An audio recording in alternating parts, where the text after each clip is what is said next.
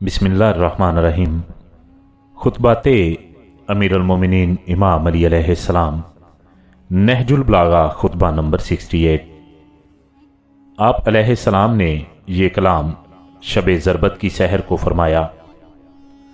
अमीरुल मोमिनीन इमाम अली अलैहिस्सलाम इरशाद फरमाते हैं, मैं बैठा हुआ था कि मेरी आंख लग गई।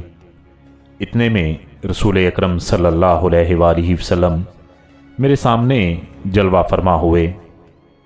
मैंने कहा, या रसूल अल्लाह सल्लल्लाहु अलैहि वसल्लम, मुझे आपकी उम्मत के हाथों कैसी कैसी कजरवियों और दुश्मनियों से दो चार होना पड़ा है।